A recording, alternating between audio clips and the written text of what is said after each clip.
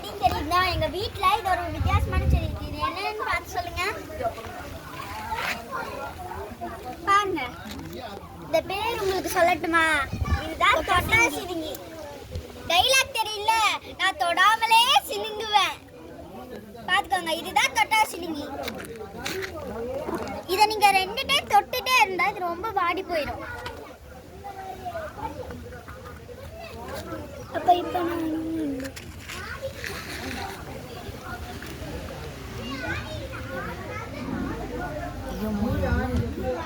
எவ்வளோ இருக்குல்ல காய்ஸ், தொட்டோட எப்படி உருகுறது இருக்கு